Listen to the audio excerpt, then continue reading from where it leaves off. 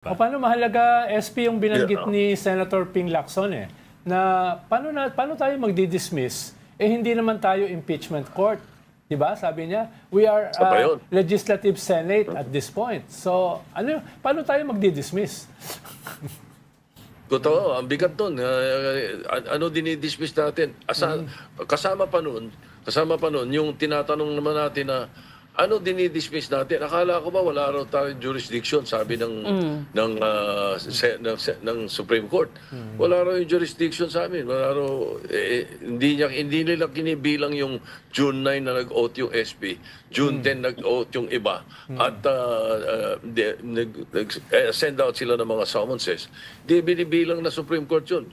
Ang sinasabi lang nila, wala raw kami jurisdiction. Ano dinidismiss natin? Wala naman pala tayong jurisdiction.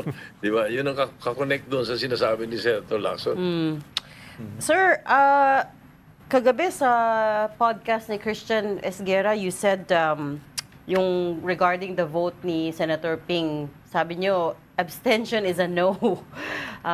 Just done in a polite way. Ano nangyari doon? You weren't able to convince him? No. He was, he wanted to adhere to the Supreme Court decision Yun ang talagang nasa isip ni Senator Lacson doon.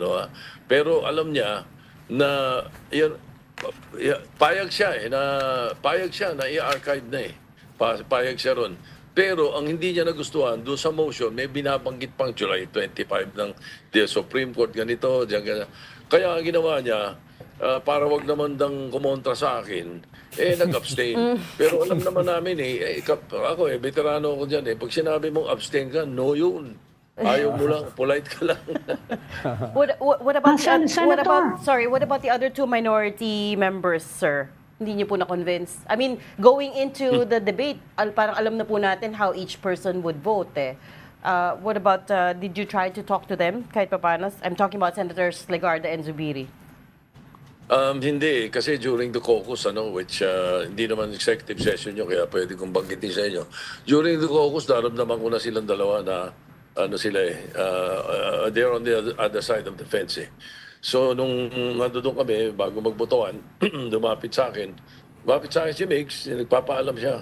Pasensya ka na, sabi niya, boss, dahil kasi alam mo naman, dito ako sa ganito, ganyan. Si Loren, ganun din. Hindi tayo maghihiwalay, dito lang, sabi sa akin kasi daw. Ganun din, political So the reason is political. Sa akin, the reason is,